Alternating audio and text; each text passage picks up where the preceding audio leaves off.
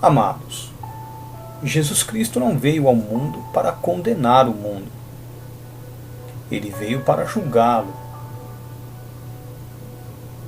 Em João capítulo de número 3, no versículo de número 16, encontramos a seguinte informação: porque Deus amou o mundo, a humanidade, de tal maneira que deu o seu Filho unigênito, até então, para que todo aquele que nele crê não pereça, não seja condenado, não seja destruído, mas tenha a vida eterna. Veja bem, porque Deus amou o mundo de tal maneira que deu o seu Filho unigênito, para que todo aquele que nele crê não pereça, mas tenha a vida eterna.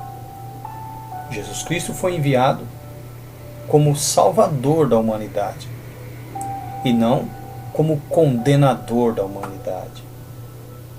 Tanto é que no versículo de número 17 diz o seguinte: porque Deus enviou o seu Filho ao mundo não para que condenasse o mundo, mas para que o mundo fosse salvo por ele.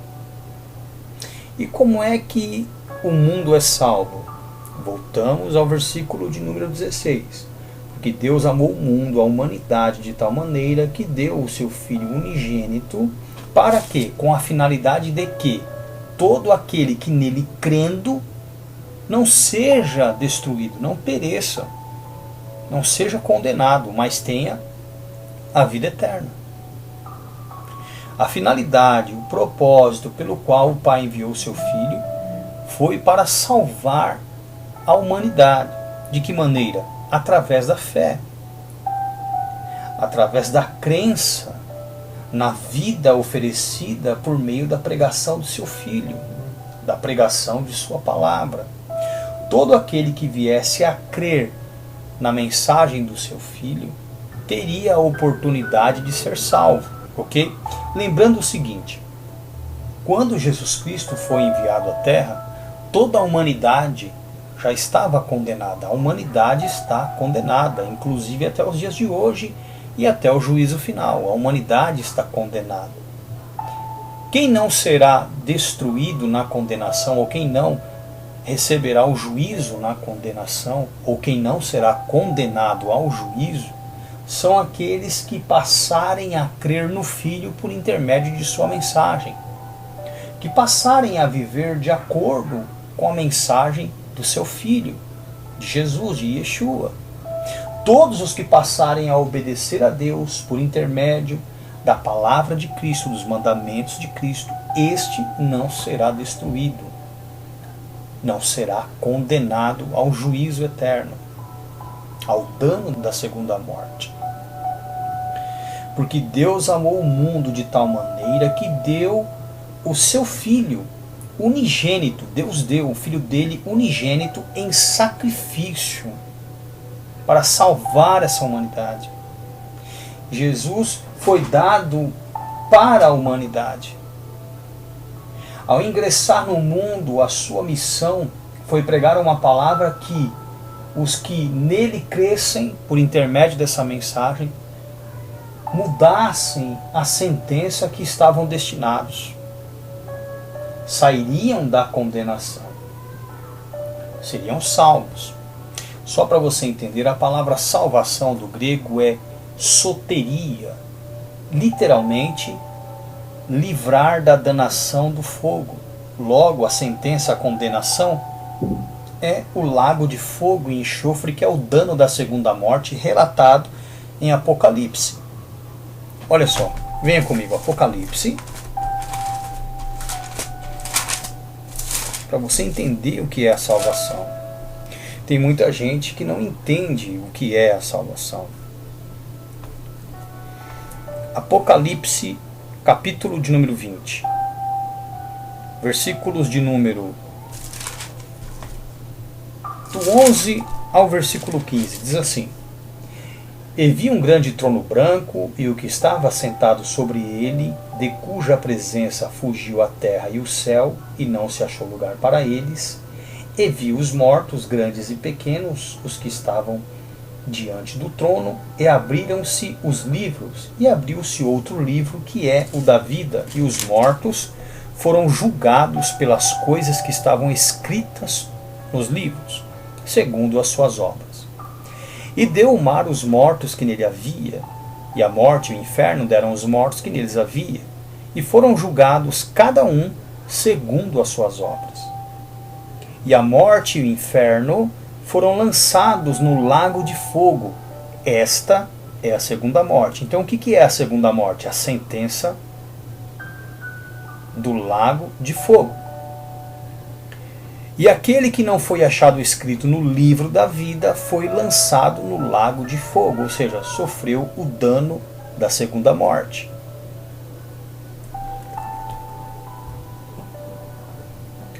Versículo de número 8 do capítulo de número 21. Mas quanto aos que se deixam intimidar, e aos incrédulos, e aos abomináveis, e aos homicidas, e aos fornicários, e aos feiticeiros, e aos idólatras, e a todos os mentirosos, a sua parte será no lago que arde com fogo e enxofre, o que é a segunda morte. Então o dano da segunda morte é o lago de fogo e enxofre. E a palavra salvação, que é a obra a qual Cristo veio realizar a todo aquele que passasse a crer nele, essa palavra salvação, do grego soteria, significa literalmente livrar da danação do fogo a que toda a humanidade está sentenciada, destinada, se não passar a crer no Filho. Voltando lá para João 3,16, porque Deus amou o mundo, a humanidade, de tal maneira que deu o seu Filho unigênito para que todo aquele dentre a humanidade do mundo que nele crê não pereça. Não pereça o quê? A sentença, a condenação, o dano da segunda morte, o lago de fogo e enxofre, para que todo aquele que nele crê não pereça, mas tenha a vida eterna. 17. Porque Deus enviou o seu Filho ao mundo não para que condenasse o mundo, mas para que o mundo fosse salvo, livre do fogo por ele. Quem crê nele não é condenado, mas quem não crê já está condenado, então não muda nada. A vida do indivíduo só muda a partir do momento que ele passa a crer. O indivíduo só muda o seu destino, só muda a sua sentença, só é absolvido dos seus crimes contra a lei de Deus, que é o pecado, se ele crer no Filho, se passar a viver como o Filho instruiu, como o Filho instrui, inclusive até hoje, por meio de sua palavra nos evangelhos e o ensino que ele transmitiu através dos seus apóstolos. Você pode mudar o seu destino. Você pode inverter a sua sentença. Você pode se livrar do lago de fogo e enxofre ao qual está sentenciado, condenado. Como? Obedecendo o Filho, crendo no Filho, crendo em Jesus. Simples assim. Jesus não foi enviado por Deus para a condenação do mundo, até porque o mundo já está condenado. O Filho foi enviado por Deus com o propósito de salvar alguns. Porque a vontade de Deus é que todos sejam salvos. Essa é a vontade de Deus, que todos sejam livres do lago de fogo e enxofre. Deus não quer que ninguém sofra o dano da segunda morte. Em 1 Timóteo, capítulo de número 2. 1 Timóteo, capítulo de número 2, a partir do versículo 3, que diz assim: porque isto é bom e agradável diante de Deus, nosso Salvador, que quer que todos os homens se salvem e venham ao conhecimento da verdade. Porque há um só Deus e um só mediador entre Deus e os homens, Jesus Cristo o homem, o qual, Jesus Cristo o homem, se deu a si mesmo em preço de redenção por todos, para servir de testemunho a seu tempo. Então Cristo foi dado como preço de redenção por todos nós. Mas o que você tem que entender em tudo isso é que Deus quer que todos os homens sejam salvos e venham ao conhecimento da verdade. O intuito de Deus não é condenar ninguém. Paulo deixou isso muito claro. Porque isto é bom e agradável diante de Deus, nosso Salvador. Olha que interessante. Que quer que todos os homens, se salvem e venham ao conhecimento da verdade. Daí nós voltamos lá para o Evangelho de João 3,16. Porque Deus amou o mundo, a humanidade, de tal maneira que deu o seu Filho unigênito, para que todo aquele que nele crê não pereça, mas tenha a vida eterna. Porque Deus enviou o seu Filho ao mundo não para que condenasse o mundo, mas para que o mundo fosse salvo por ele. Porque a vontade de Deus, do nosso Deus Salvador, é que todos os homens sejam salvos e venham ao conhecimento da verdade. Jesus não foi enviado por Deus para condenar ninguém. Até porque o mundo já está condenado. O mundo já está condenado. Quem crê nele não é condenado, mas quem não crê já está condenado. O indivíduo não será condenado, ele já está condenado. Condenado ao quê? Ao lago de fogo e enxofre, como nós lemos lá em Apocalipse, no capítulo 20 e no capítulo 21, que é o dano da segunda morte. Em João capítulo de número 12, no versículo de número 47, Jesus Cristo declara: E se alguém ouvir as minhas palavras e não crer, eu não o condeno, porque eu vim não para condenar o mundo, mas para salvar o mundo. Quem me rejeitar a mim e não receber, não aceitar as minhas palavras, já tem quem o condene. A palavra que tenho pregado, essa o há de julgar no último dia. Porque eu não tenho falado de mim mesmo, mas o Pai que me enviou, ele me deu mandamento, ordem, sobre o que hei de dizer e sobre o que hei de ensinar. E sei que o seu mandamento, a sua ordem, é a vida eterna. Portanto, o que eu falo, falo como o Pai me tem dito. Jesus Cristo, mais uma vez, ele deixa muito claro que ele não veio condenar a humanidade. Ele veio salvar a humanidade. A humanidade já está condenada. E a palavra no último dia vai deixar isso muito claro, porque a palavra já condenou o mundo. Pela palavra nós temos a chance de ser redimidos, porque sabemos que ela já condena, a palavra já reprova o mundo. Então, se eu passar a obedecer a palavra, eu sou absolvido pelo sacrifício de Cristo. Eu sou purificado em obediência a essa palavra.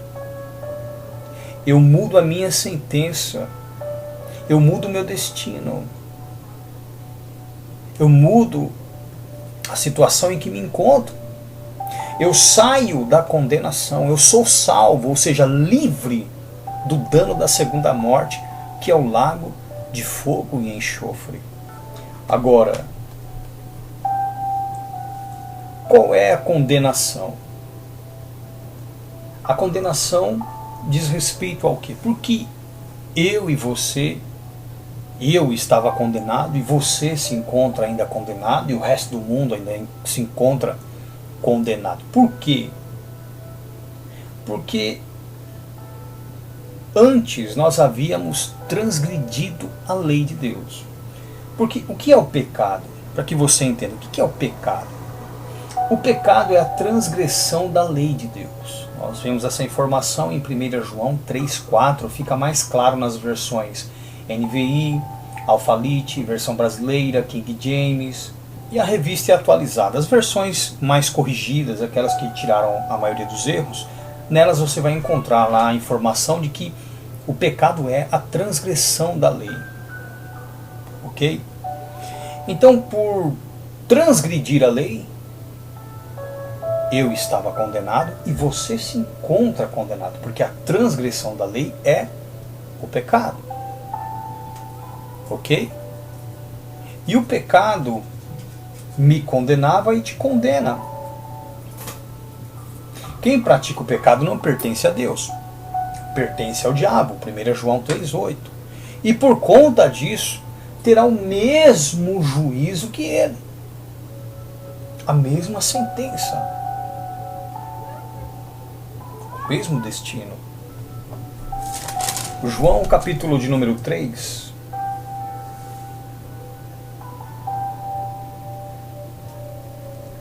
versículo de número 36. Aquele que crê no Filho tem a vida eterna, mas aquele que não crê no Filho não verá a vida, mas a ira de Deus sobre ele permanece, ou seja, a sentença, a condenação. Não muda nada. Se você crê, será salvo, ou seja, livre da sentença pelas transgressões da lei, pelos pecados, que é a ira de Deus, que é a sentença do lago de fogo e enxofre. Todavia, se você crer, você se livra disso. Você terá a vida eterna. A vida eterna ao lado de Deus, ao lado do seu Filho e de todos os santos que morreram pregando essa mesma mensagem que estou te transmitindo agora. Jesus Cristo, ele veio para julgar o mundo. E julgar é diferente de condenar. O intuito do envio de Cristo, da vinda de Cristo, era pregar a palavra para julgar. Então a palavra agora está julgando para salvar. Mas no último momento, ela servirá para condenar. Agora Cristo, olha que interessante, ele julga pela palavra e ele intercede diante de Deus por nós, ok? No último dia, a mesma palavra através de Cristo vai condenar a humanidade, porque não haverá mais chance alguma. A chance é agora. Não deixe para amanhã o que você pode fazer hoje. Mude o seu destino.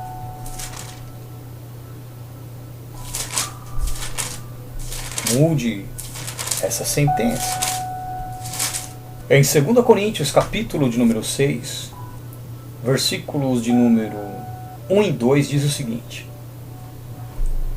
E nós, cooperando também com ele, vos exortamos a que não recebais a graça de Deus em vão. Porque diz: Ouvi-te em tempo aceitável, socorri-te no dia da salvação. Eis aqui agora, olha que interessante, eis aqui agora o tempo aceitável, eis aqui agora o dia da salvação.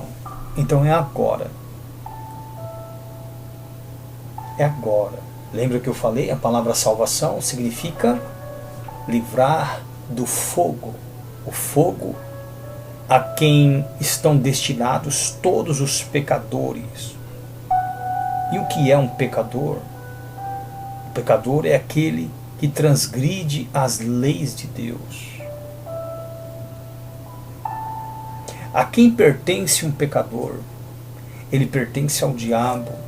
Por isso, sofrerá a mesma pena. Então agora, por meio da palavra, Cristo julga para que nós não sejamos condenados. No Evangelho de João, no capítulo de número 5, 5, nos versículos de número 22 e 27 e também versículo 30, diz o seguinte, olha, Evangelho de João 5, 22. E também o Pai a ninguém julga. Olha só, então o Pai a ninguém julga. Mas deu ao Filho todo o juízo. Deu ao Filho o direito, a autoridade para julgar. Por quê? Versículo 27. Deu-lhe o poder de exercer o juízo porque é filho do homem. Então Jesus veio na nossa natureza para que sejamos indesculpáveis diante dele naquele dia. Ele está nos julgando e naquele dia ele também dará a sentença final. Por quê? Porque ele veio à nossa natureza, sujeito a tudo que nós estamos sujeitos. Ele veio pecável, falível, veio tentável, mas ele não pecou. Foi aperfeiçoado, foi obediente a Deus até a morte e morte de cruz. Por isso, serve ele de sacrifício pelos nossos pecados e também por este motivo ele está à direita de Deus e intercede por nós. Ok? Ele intercede por nós. Então ele julga. Ele tem esse direito de julgar porque ele é filho do homem. E todos diante dele são indesculpáveis. Muitos naquele dia diante dele dirão, Senhor, mas eu não venci porque eu sou humano. Eu não venci porque eu sou falho, porque eu sou limitado, porque eu sou carne. E Jesus fala, poxa, eu vim 100% à sua imagem, subjuguei a natureza, busquei a redenção pelo aperfeiçoamento e alcancei a salvação diante de Deus para servir de modelo para você. Você é indesculpável diante de mim. Aí muitos dirão, mas tu vieste híbrido, meio Deus, meio homem, 100% Deus e 100% homem, tu vieste incorruptível, tu vieste impecável, infalível. E ele dirá, não, eu vim pecável, falível, eu vim mortal, vim tentável, mas eu não cedi, eu me consagrei, eu obedeci e servi de modelo. Deus me deu para que, seguindo os meus caminhos, obedecendo a minha palavra, você pudesse também se livrar da danação do fogo. Você pudesse se livrar da sentença, da condenação a que está destinado Satanás, a quem você durante tanto tempo conservou a imagem, não se preocupando em abandonar a vida pecaminosa. É assim, meu querido, que o negócio funciona. Ou você acha que você vai chegar diante dele naquele dia e vai ter alguma desculpinha para essa vida leviana que você leva? Não. Naquele dia todos serão indesculpáveis. Porque lá está um que como eu e você em tudo foi tentado, mas sem pecado. Mas sem pecado. Olha só. Abra sua Bíblia em Hebreus. Hebreus capítulo de número 2.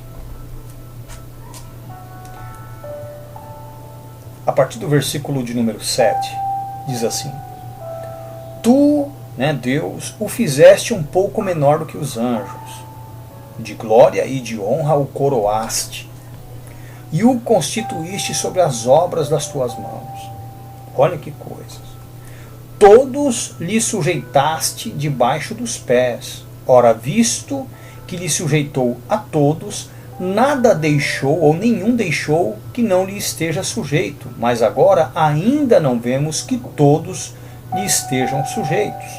Vemos, porém, coroado de glória e de honra aquele Jesus que fora feito um pouco menor do que os anjos, por causa da paixão da morte, para que pela graça de Deus provasse a morte por todos. Todos quem? Todos nós. 10. Porque convinha que aquele para quem são todos, e mediante quem tudo existe, trazendo muitos filhos à glória, consagrasse pelas aflições o príncipe da salvação deles, ou seja, Jesus. Então vamos lá. Porque convinha que aquele para quem são todos, ou seja, Deus, e mediante quem tudo existe, ou seja, Deus, trazendo muitos filhos à glória, ou seja, Deus Pai, consagrasse pelas aflições o príncipe da salvação deles, da nossa salvação. Quem é esse? Jesus. 11. Porque assim o que santifica, como os que são santificados, ou seja, assim o que santifica pelo seu sacrifício, Jesus, como os que são santificados, nós, são todos de um. Tanto Jesus como nós pertencemos a Deus, por cuja causa Jesus não se envergonha de lhes chamar irmãos. Então nós nos tornamos irmãos de Jesus Cristo. Dizendo, palavras de Jesus, anunciarei o teu nome a meus irmãos, cantar-te-ei louvores no meio da congregação. Congregação composta por quem? Pelos irmãos. E diz mais, agora Deus falando, porém nele, em Jesus, a minha confiança. E ainda continua dizendo, eis-me aqui a mim, Jesus dizendo, né? Eis-me aqui a mim, e os filhos que Deus me deu. 14. E visto como os filhos, os descendentes de Abraão, participam da carne e do sangue, ou seja, da natureza e da linhagem, porque ele veio da tribo de Judá, descendente de Abraão, também ele participou das mesmas condições, para que pela morte aniquilasse o que tem o império da morte, isto é, o diabo. Lembrando que a palavra diabo significa enganador. Hablo, né? Em espanhol, diablo. Aquele que é de duas palavras, o enganador, o farsante, o falsário, aquele que passou-se por Deus e para muitos ainda ele é Deus e continua enganando a muitos, né? E livrasse todos os que com medo da morte estavam por toda a vida sujeitos à escravidão, porque na verdade ele não tomou, não assumiu os anjos, ele não veio em uma natureza angelical, mas assumiu a descendência de Abraão, ele veio a descendência, a natureza humana dos descendentes de Abraão, na carne, na natureza e no sangue, na linhagem. Pelo que convinha que em tudo fosse semelhante aos irmãos. Então ele veio em tudo semelhante a mim e a você. Para ser misericordioso e fiel, sumo sacerdote naquilo que é de Deus, para expiar os pecados do povo. Se ele não viesse em tudo a nossa semelhança, ele não serviria de sacrifício pelo nosso pecado. Ele não poderia servir de sumo sacerdote. Versículo 18. Porque naquilo que ele mesmo sendo tentado, ou seja, na sua carne, padeceu, morreu, pode socorrer os que são tentados, como eu e você que estamos nessa carne. Capítulo 4. A partir do versículo de número 14, do 14 ao 16, diz assim, visto que temos um grande sumo sacerdote, Jesus, Filho de Deus, que penetrou nos céus, retenhamos firmemente a nossa confissão. Porque não temos um sumo sacerdote que não possa compadecer-se das nossas fraquezas, porém um que, como nós, em tudo foi tentado, mas sem pecado. Cheguemos, pois, com confiança ao trono da graça, para que possamos alcançar misericórdia e achar graça, a fim de sermos ajudados em tempo oportuno. Ou seja, se viermos a falhar, se viermos a pecar, nós podemos recorrer ao trono da graça, onde Cristo está sentado, Ele que veio na nossa natureza, que foi tentado em tudo que nós temos sido tentados, mas ele não pecou. Ele pode nos socorrer em tempo oportuno, ok? Ele pode. Capítulo 5. Por que ele pode julgar? Ele pode julgar porque ele veio na nossa natureza 100% humano, desprovido de qualquer tipo de atributo ou condição que o tornasse superior ou imune, né, superior a nós ou imune às coisas que nos tentam, que nos derrubam, que nos fazem falhar.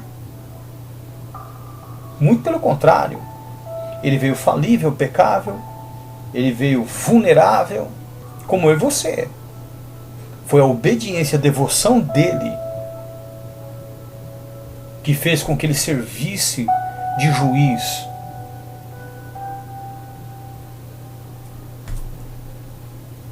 Lembra o que nós lemos lá em João capítulo 5, versículo 22? Deus a ninguém julga, mas entregou ao Filho todo o juízo. Versículo 27. E ele pode exercer o juízo, por quê? Porque ele é filho do homem.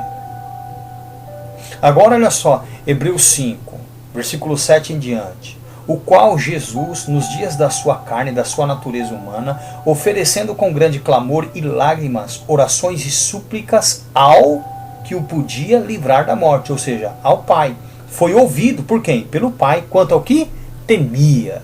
Ele temia pecar, ele temia falhar. Ele temia desobedecer. E sabendo que estava naquela natureza, sofrendo tanta tentação, o que ele fazia? Ele se humilhava. Ele se oferecia a Deus com gritos, né, com grande clamor, são gritos, lágrimas, ele chorava, orações, ele orava e suplicava ao único que o podia livrar das tentações, da queda, da falha, o Pai. Agora você como crente faz tudo isso? Você se coloca nessa posição, como a que Cristo colocou, de um crente tão devoto, se humilhando diante de Deus, suplicando por sua misericórdia, por sua compaixão, para que Deus o fortalecesse?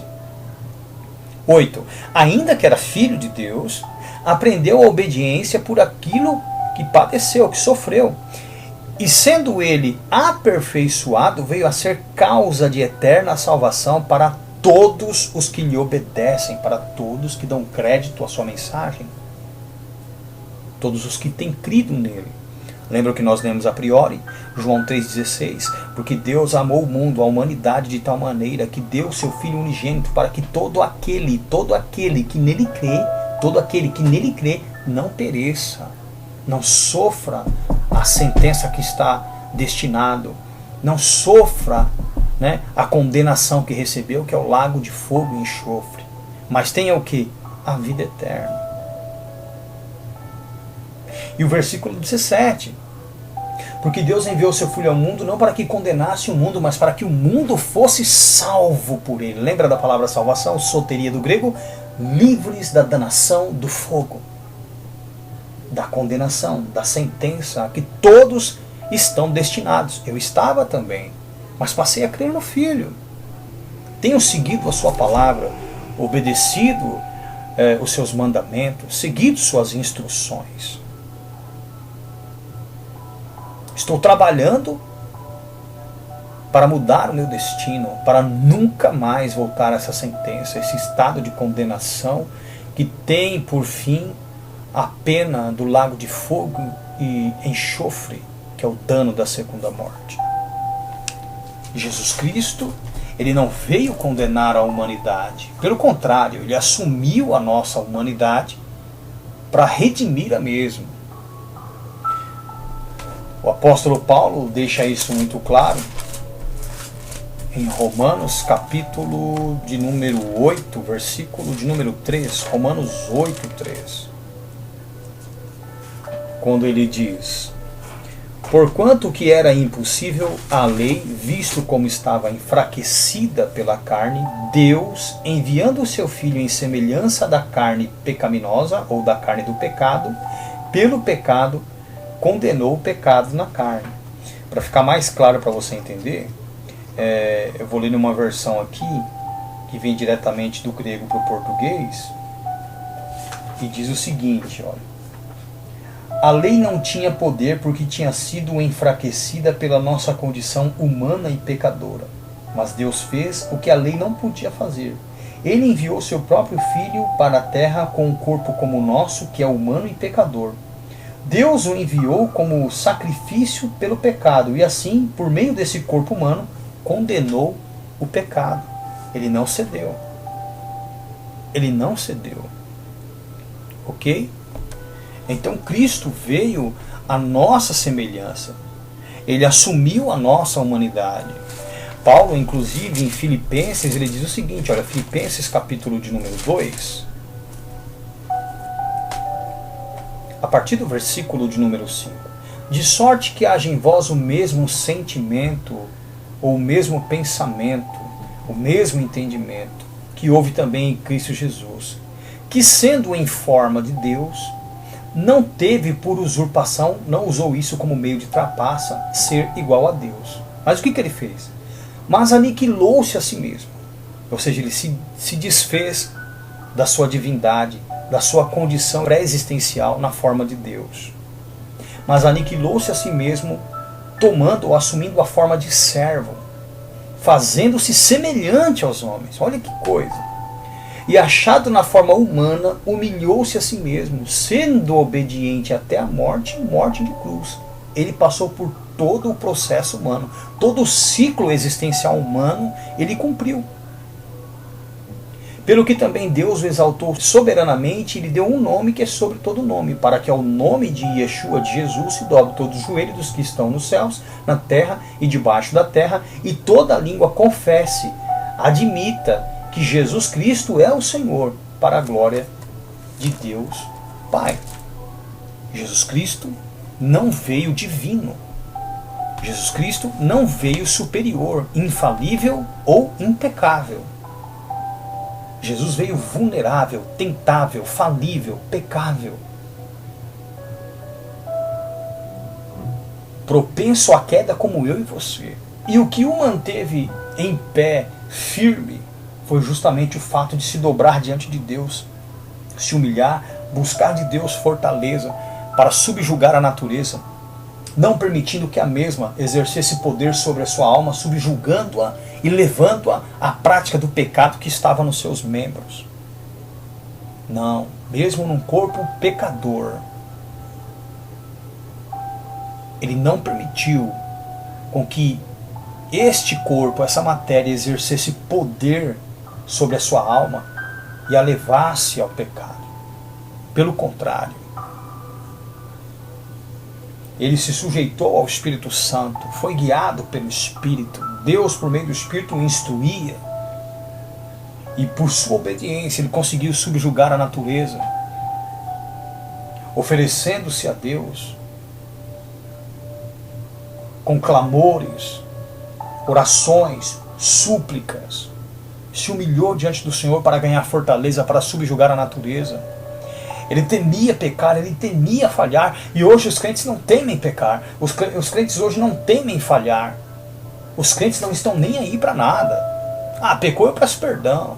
Não tem a menor reverência, o menor temor, a menor consideração por Deus, a menor consideração por tudo que Cristo passou e suportou naquela cruz, toda a humilhação e afronta. Desde que Cristo pisou nessa terra, tudo o que ele teve foi perseguição e aflição.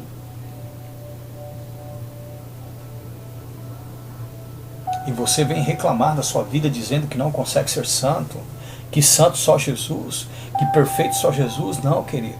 Se você não for aperfeiçoado, se você não alcançar a estatura completa de Cristo, não haverá salvação para você. Efésios, venha comigo, Efésios, capítulo 4. A partir do versículo de número 11, preste muita atenção no que eu vou ler agora. E ele mesmo, Jesus, deu uns para apóstolos, e outros para profetas, e outros para evangelistas, e outros para pastores e doutores. O que ele queria com isso? Qual era o propósito, a finalidade disso, de dar esses dons ministeriais? É para arrancar dinheiro do povo? Para enganar o povo? Para desviar o povo? Para aparecerem só 2 ou 3 vezes por semana? Ficarem 2 horinhas ali na igreja e saírem fora? Não, não foi para isso. Ele mesmo deu uns para apóstolos, outros para profetas, outros para evangelistas e outros para pastores e doutores, querendo ou tendo em vista o aperfeiçoamento, o preparo, a formação, o amadurecimento dos santos para a obra do ministério. Olha só, para que pudessem trabalhar no seu ministério. Para a edificação do corpo de Cristo. Então, a priori, o corpo de Cristo não é edificado em quantidade de pessoas, mas sim em preparo, em qualificação de pessoas. Então, os dons ministeriais foram distribuídos aos homens que por Cristo foram escolhidos e destinados a isso, para que os mesmos aperfeiçoassem, preparassem por meio da mensagem, servindo de exemplo, os santos para trabalharem no ministério, para que o corpo de Cristo fosse edificado. De que maneira?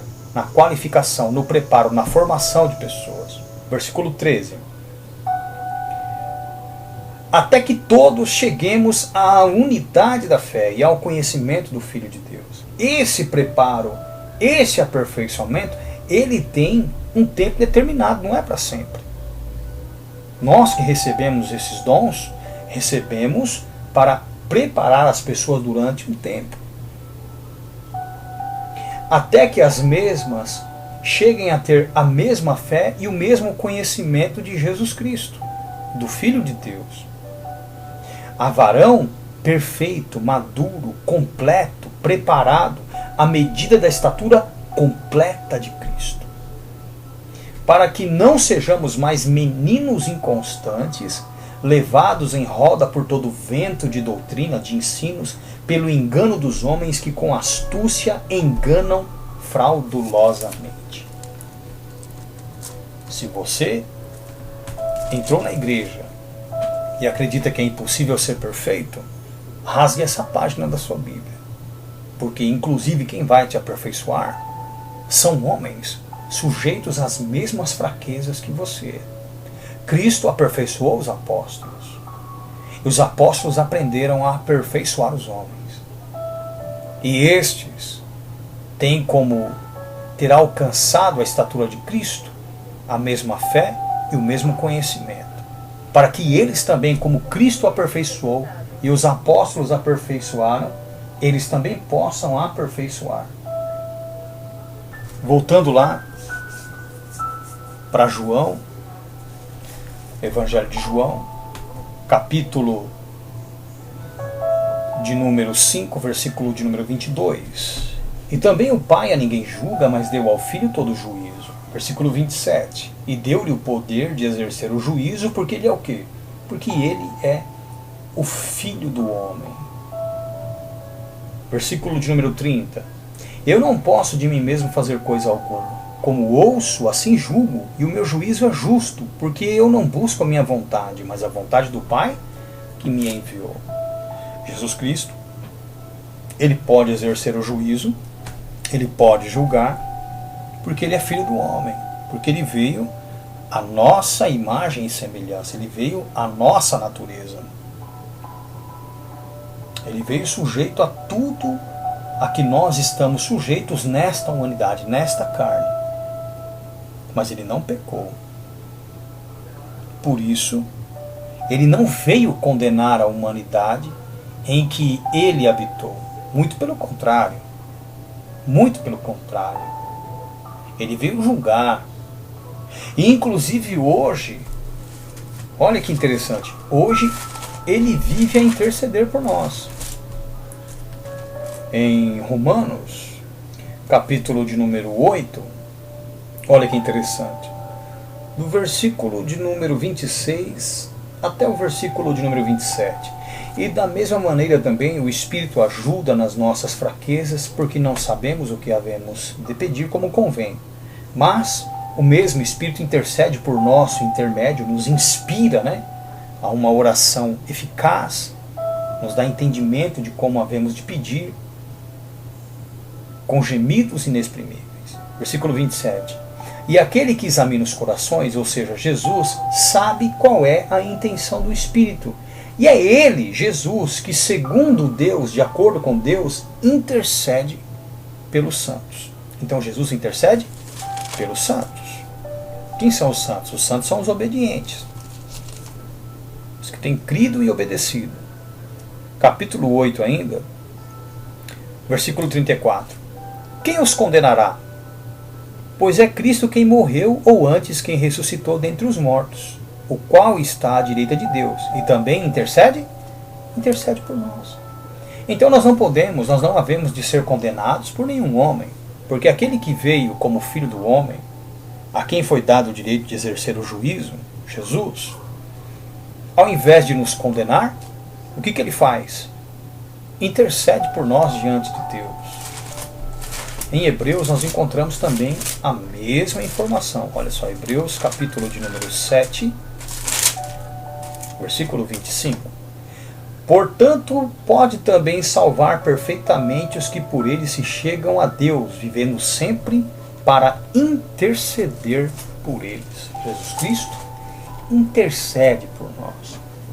E quando cometemos pecado, ainda que não não devamos pecar, o que ele faz? Olha o que ele faz. 1 João capítulo 2. Meus filhos, estas coisas vos escrevo para que não pequeis. Se alguém pecar, temos um intercessor para com o Pai, Jesus Cristo, o justo. Ele é a propiciação pelos nossos pecados, e não somente pelos nossos, mas pelos de todo mundo. Nós voltamos então para João 3,16. Lembra lá, João 3,16? Porque Deus amou o mundo de tal maneira que deu o seu Filho unigênito para que todo aquele que nele crê não pereça, não sofra a condenação que está sobre si, mas tenha o que? A vida eterna.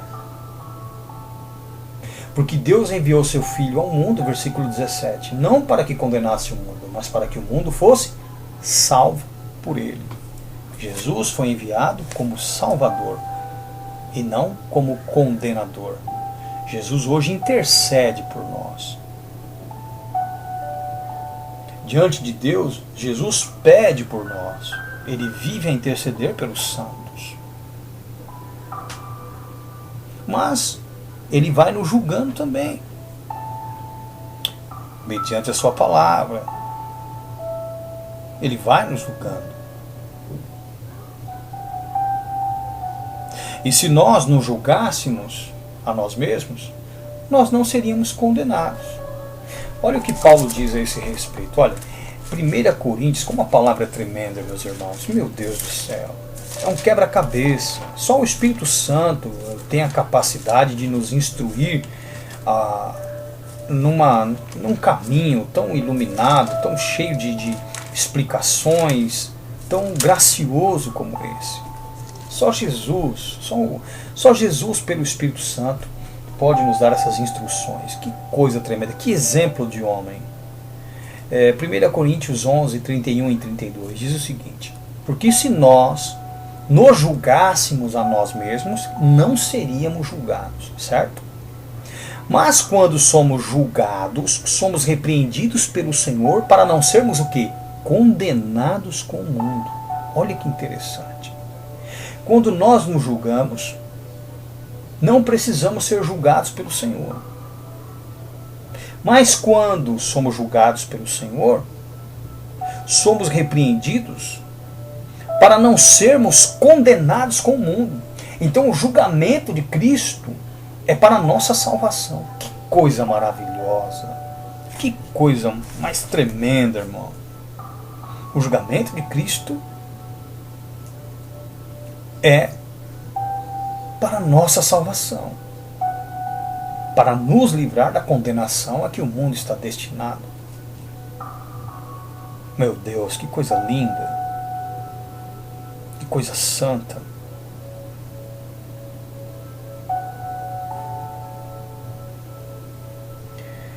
Voltando lá para João, capítulo de número 5, 45, Jesus Cristo diz: não cuideis ou não penseis que eu vos hei de acusar para com o Pai. Olha que tremendo. Há um que vos acusa. Quem é esse? Moisés, a quem vós esperais. Porque se vós cresceis em Moisés, creríeis em mim, porque de mim mesmo escreveu ele. Mas, se não credes nos seus escritos, como crereis nas minhas palavras? Então Jesus não vai condenar. Quando ele está dizendo aqui que Moisés é quem vai condenar, é porque Moisés também era um nome dado às leis. As leis eram chamadas de leis mosaicas, né? Então quando se fala Moisés os acusará, é no sentido de que a lei de Moisés vai julgar a humanidade. Não só os judeus, mas a humanidade. Por quê? Lembra que eu falei para vocês de 1 João, capítulo de número 3, versículo de número 4? O que diz lá? Que o pecado é a transgressão da lei, a desobediência da lei. Diz assim, ó, qualquer que pratica o pecado também transgride a lei, porque o pecado é a transgressão da lei, a desobediência da lei. Então, nesse versículo de número 45 aqui de João 5, quando Jesus Cristo disse que ele não ia condenar ninguém, acusar ninguém diante do Pai, mas havia um que havia de acusar, e este um era Moisés, ele estava dizendo aos judeus que as leis de Moisés é que serviriam de parâmetro para julgar a humanidade. Não só os judeus, mas também nós, os gentios. Porque o pecado é a transgressão. a desobediência da lei.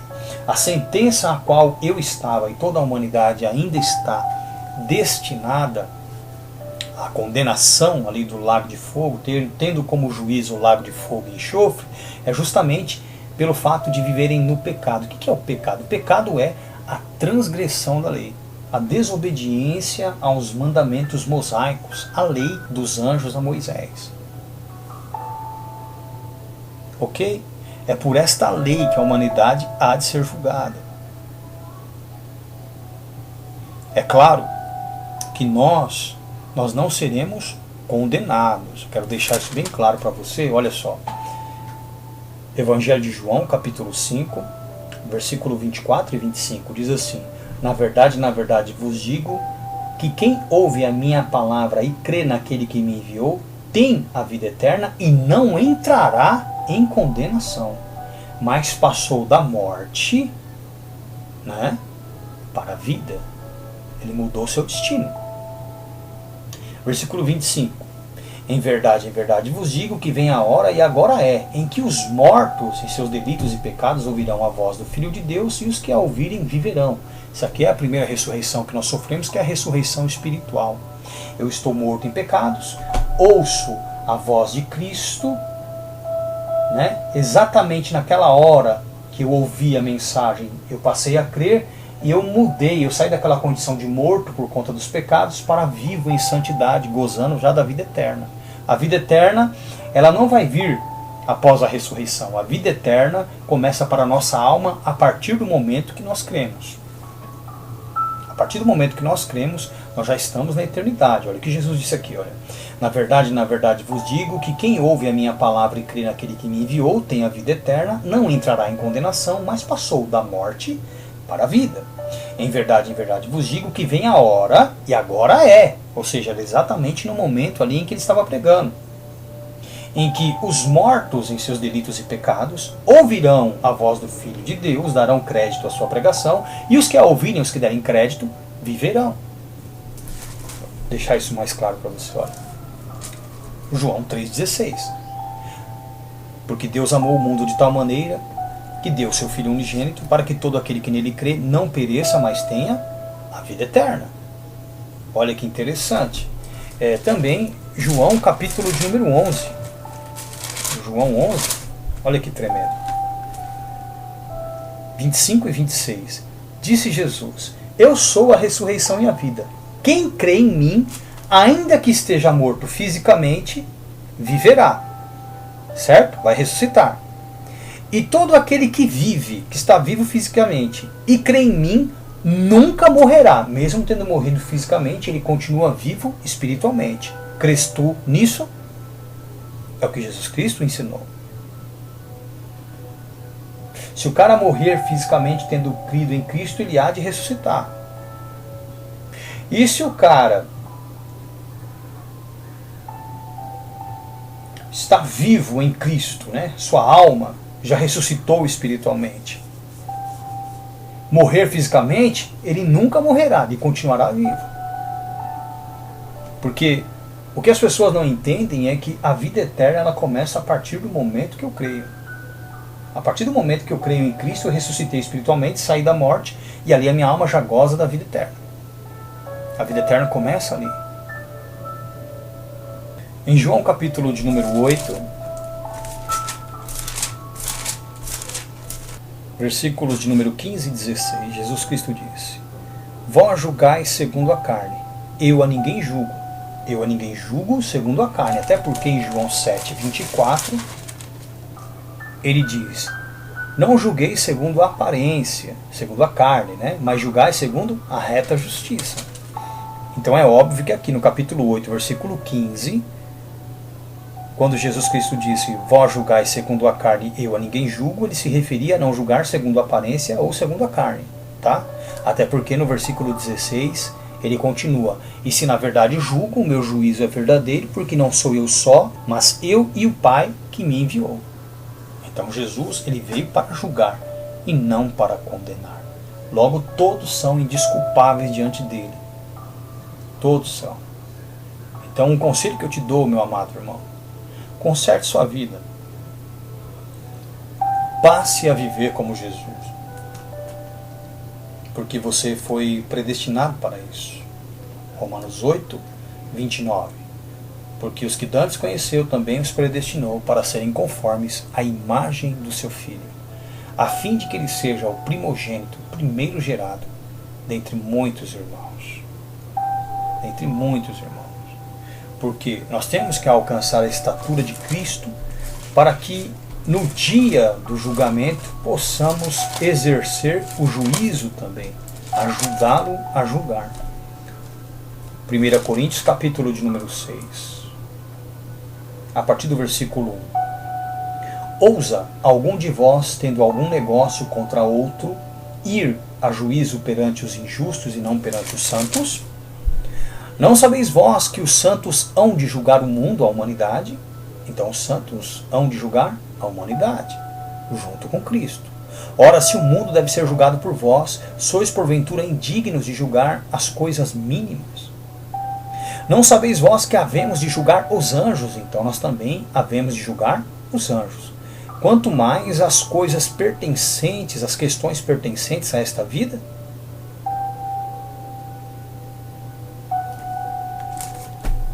Nós devemos viver como Ele, para como Ele, ao invés de sermos condenados, possamos exercer o juízo. Que Deus abençoe a sua vida. Que você guarde essa mensagem no fundo do seu coração. Fique na paz.